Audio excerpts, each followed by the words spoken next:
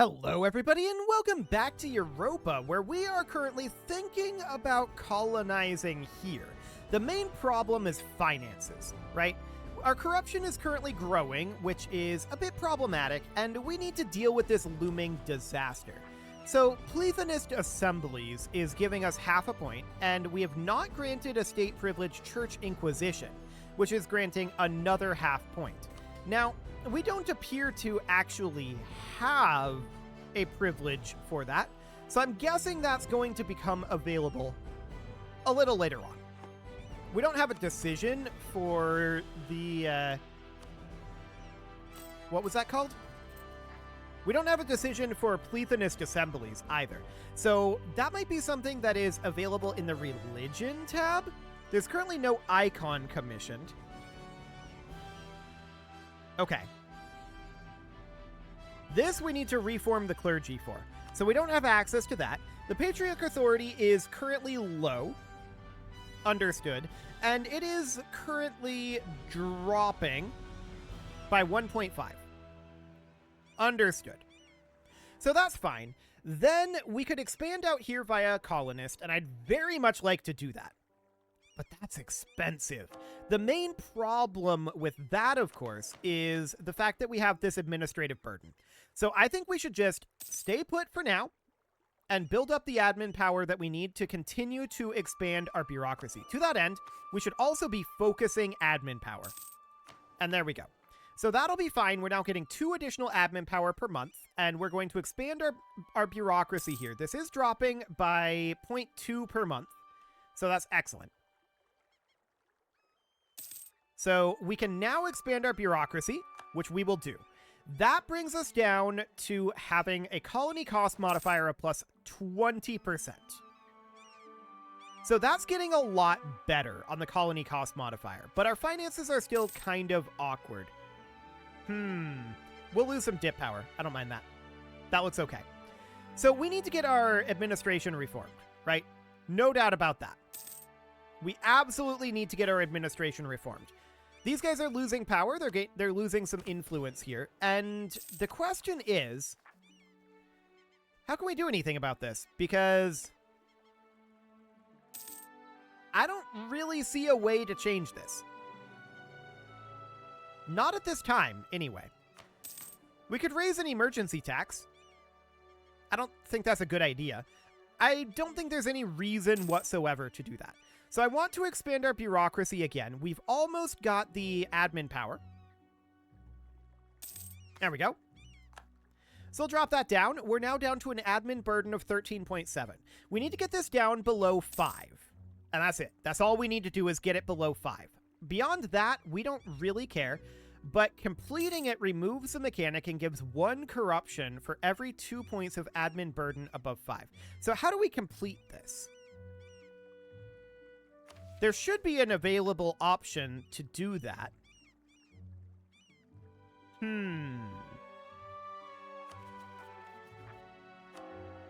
But I don't see one. Not at this moment. So we could definitely set an agenda here. They want us to have an administrative advisor and not be running a deficit. Can we even do that? Not right now. Okay, so that's understood. That's a concern. But perhaps we need to deal with this before we can deal with the looming disaster. Because I don't see a way to change this right now. So that's understood. We've got an admin burden here of 12.7. We need to drop it down below 5. For sure. So 1 more of these would be great. But I don't see the options that are supposed to be available here. Or at least might be available here. So this might be in the missions, potentially. So expand our lands would be fine. We are working up our opinion with these guys. And the question now is, what do we need to do this deal? We need to own at least 4 cities. Or have 100 gold. Or have 100 gold. Okay. That's noted. So we're definitely interested in doing that. No doubt about that. And we're also interested in reforming the clergy, but we need to own at least 15 cities or have total development of at least 150. So that is absolutely noted. At this point, what would a colony cost? So this is only at 12.5. I do want to expand our bureaucracy one more time, and then we'll see if we can get a colony going. This is going to be a lot cheaper than it was before, but I think it'll still bring us a negative. So let's do this. National tax modifier reduction or lose a stability? We'll take the national tax modifier reduction, but that's going to be painful. So we're going to send a colonist out over here. And the question is, at this point, how much is this going to cost us? So we can see this colonial maintenance is 2.14. If we wanted to be running even, we'd be at minus 40 per year. That's still incredibly painful. Okay. Very, very, very painful. We may want to... Actually, what is this? A confederacy here, huh?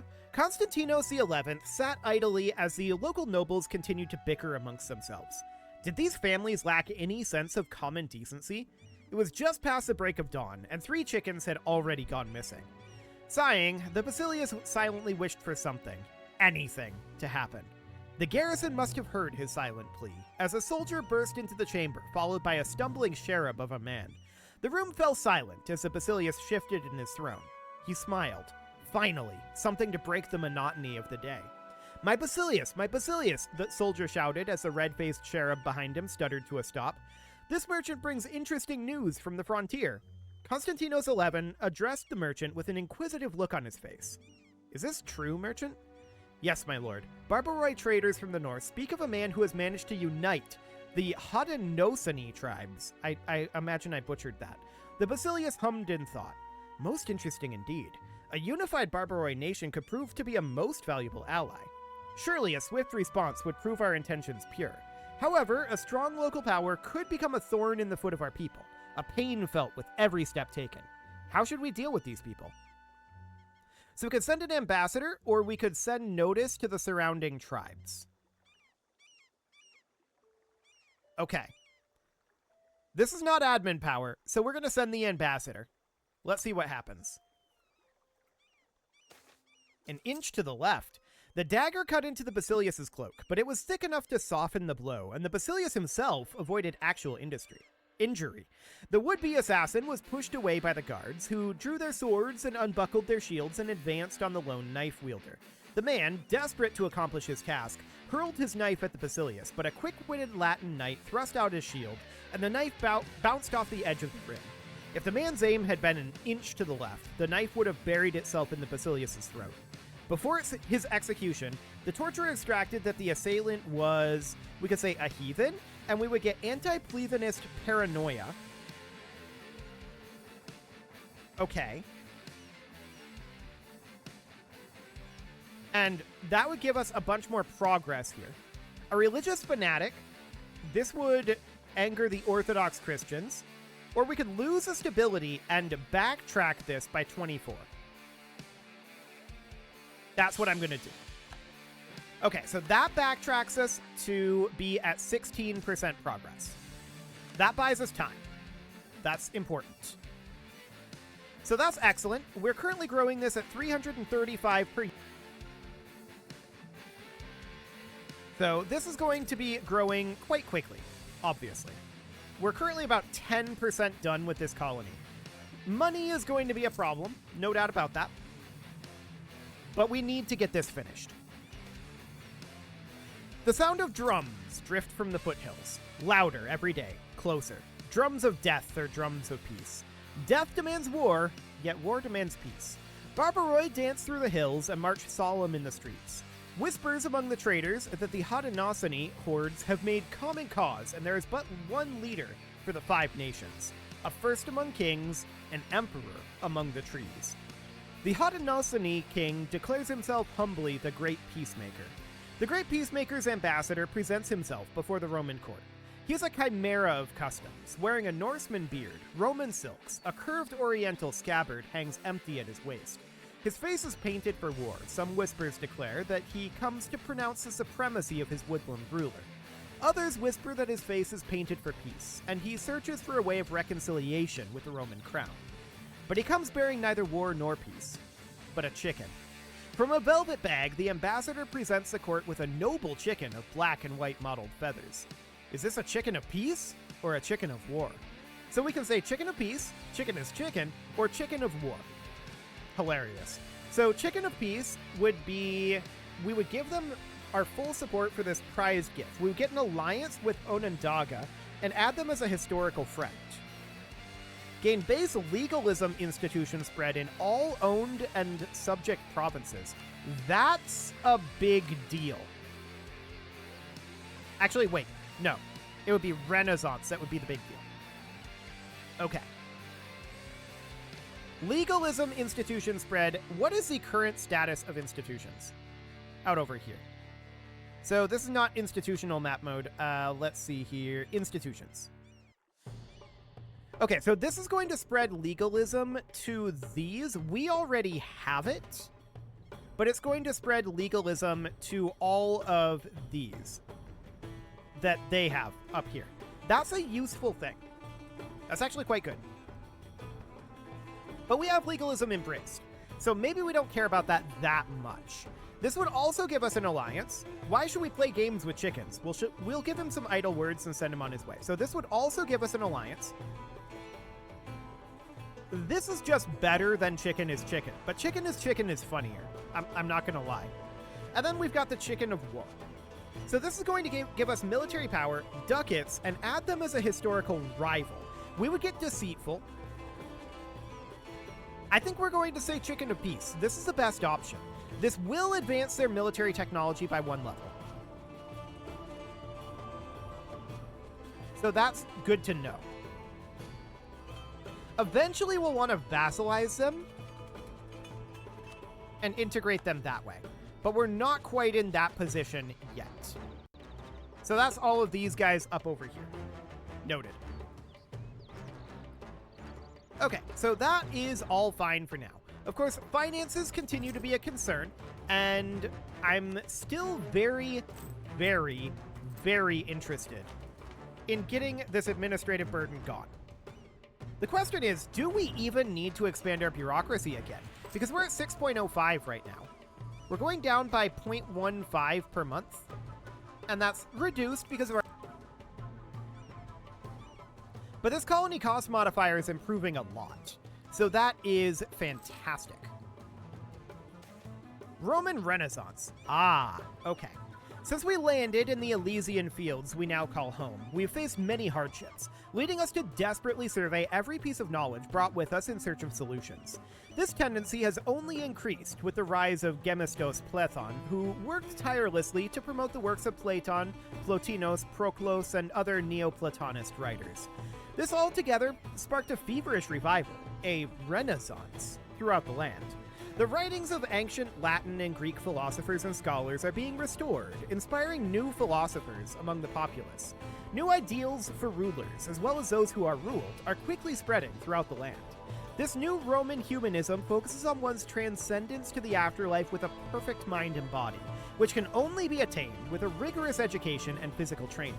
One must thus transform himself into a so-called universal man, combining a great intellect, physical excellence, and the ability to function honorably in virtually any situation. A true Renaissance humanist is an expert on everything from politics and philosophy to art, textual analysis, music, and architecture.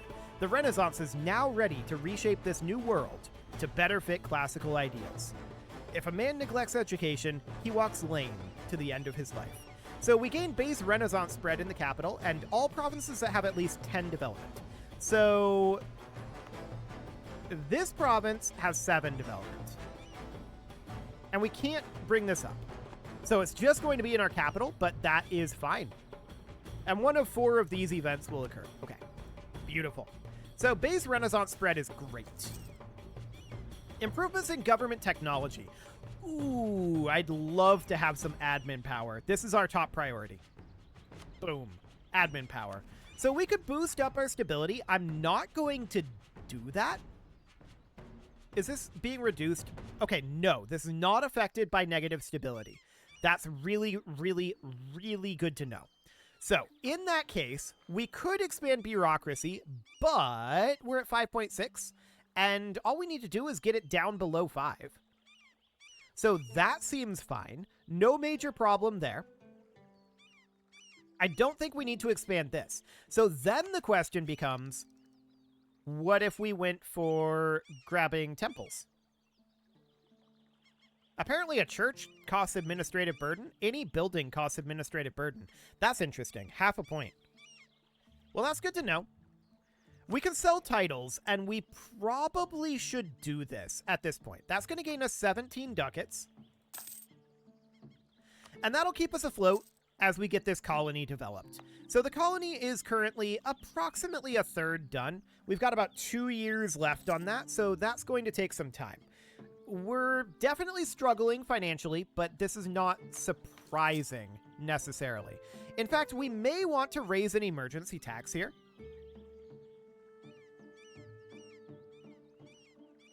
I'm going to do it. We're going to raise that emergency tax, and then we're going to expand the bureaucracy. And we're going to expand the bureaucracy again. That gets rid of the vast majority of the administrative burden that we had there. So that gives us a lot of money, and we can run this colony for a good long time without going. So that's beautiful. And this administrative burden is going to continue to tick down. I think we want to strengthen the government expand the bureaucracy one more time, which we'll be able to do soon. These guys are claiming Nea Alexandria as their own. Hilarious. Okay, that's understood. There's definitely going to be some stuff around here, right? And that's fine. We're going to be net negative for a little bit here. We can enact a government reform. So we're currently the exiled empire, and we can't switch this right now. But we can grab, I don't care about the manpower modifier. Tax modifier is pretty good, given our current situation. Let's take curtail noble privileges. There we go. That'll do for now. We cannot do this because we need to enact the government reform senatorial empire. And this we need to enact the restrict the power of the Senate tier 10 government reform. Okay. So that's understood. It's going to take us some time to get that all done. Okay. Our relations with our Powhatan subjects are... Oh, this is within our empire, right. Have been mishandled for some time by a variety of state officials. A series of land surveys to pave the way for additional taxes and musterings have made the locals feel that the leadership in Nea Constantinopolis are anything but understanding of local affairs. So we could do some regiments or lose a couple of ducats, and we'll lose the ducats. That is fine for now. So we can definitely drop our administrative strain a little bit more. There we go. This is now at 4.1. Which means we are officially ready to reform the administration.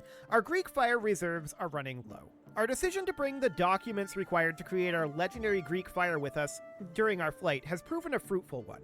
Though it has seen little use in naval combat so far, it may aid us in fighting of future Viking raids on our coast. It has also proven useful in warding off native raids on our cities and forts, though more as a terror weapon than inflicting any significant casualties. Taking note of the rather primitive fortifications among locals, some have experimented with loading enlarged fire throwers onto wagons and unleashing the devastation onto enemy strongholds, a move that is bound to end sieges quickly. Indeed, our alchemists and engineers have plans to improve the range and reliability of both ship-mounted and handheld variants using more modern techniques and materials. However, they regretfully inform us that our supply of naphtha, a viscous black fluid critical to the production of Greek fire, is running low, forcing us to ration our supply to one project over the other. So, an experimental siege engine is what we're going to take. And we're going to need to search for more naphtha. That's understood. So the religious wars here are progressing. We're not very happy about it, but there's not a lot that we can do as of right now. So establishing militias, we need an army equal or larger than 10,000. Understood. For the merchant class, stability of at least 1, but we can't do this until 1460. For this, we need to own at least 3 cities. That's fine. We'll do that. We'll have that very soon. All provinces in the Elysia area, which is this area here, we'll definitely get all of these eventually. That's fine. And then secure the bay. Yeah, that's that. So that seems okay. We're working towards a number of those. With our supply of Greek fire decreasing by the day, we're under pressure from high-ranking military officials to locate a reliable, easily accessible source of naphtha. And soon. However, in addition to its military applications, naphtha has been known amongst alchemical circles for its uses in medicine, waterproofing, and as fuel for lighting since ancient times. The natives speak of great pits of black liquid rising from cracks in the ground to the northeast of Nea Constantinopolis, near the Borealian lakes. Others tell tales of a small island far to the south where entire lakes of naphtha flow, though this is dismissed as pure fantasy. And we'll send out some search parties. Cool.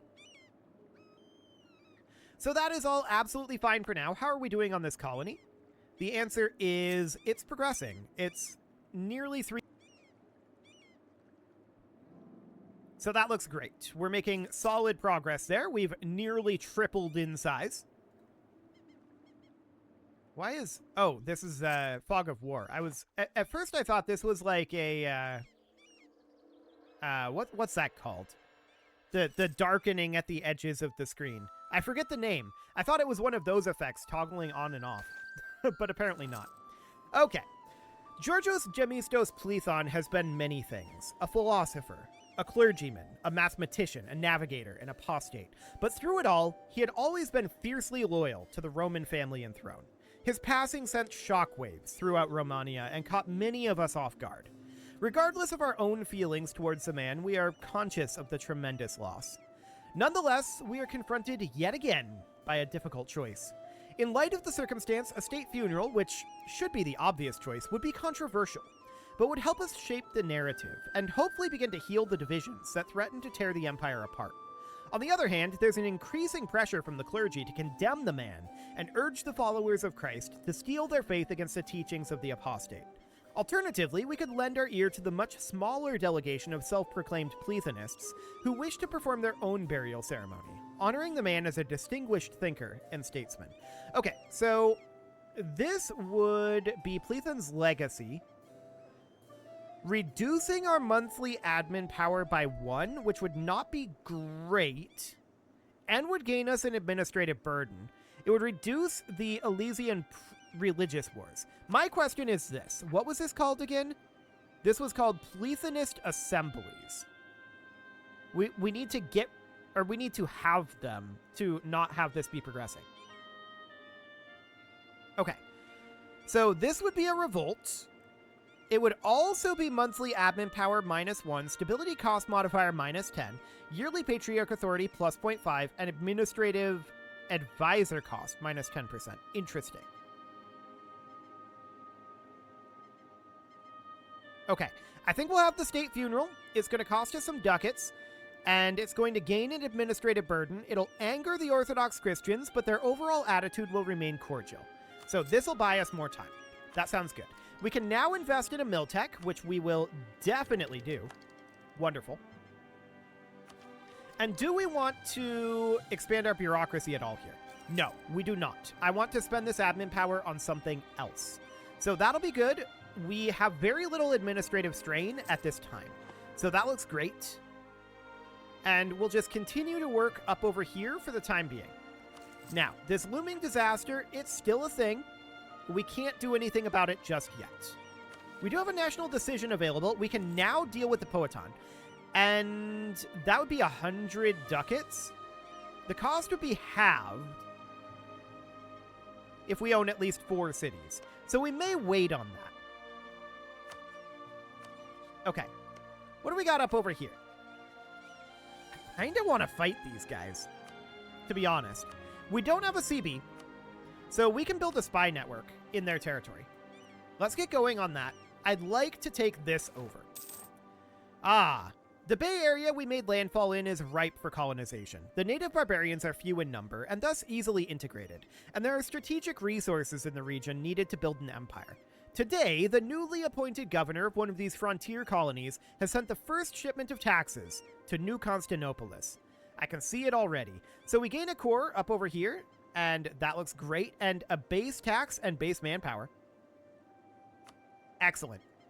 So that's great, and now we can come up over here and colonize. So that'll be wonderful. We should absolutely get this going right away. We did, however, fulfill this mission, and this is going to give us a base tax and production in Elysia. Grain will now be produced in Elysia, and it enables the following trade goods: grain and tobacco, and it enables a Dynatoy estate. So we get a new estate here, and there's going to be silk production resumption in 1 year, and an event popping up in 30 days. Cool. So that's all great, but it is time to put a cut in here. So I'm going to go ahead and do that, and next episode, we are going to continue to get ourselves established. You can leave your offerings to the engagement gods in the form of likes, comments, subscribes, and bell ringings, and a very special thank you to all of the channel members for making this video possible, including ALS Gamer, Andy McGar, Dark Horse, Xenocyte, Upper Cumberland Gamers, Nick Smarty, Dimitri H, Punching the Microphone, The Lounge STL, and all the rest. And of course, you. Thank you for watching. If you'd like to support the channel, you can click the join button down below the video, and as always, I will see you all next time.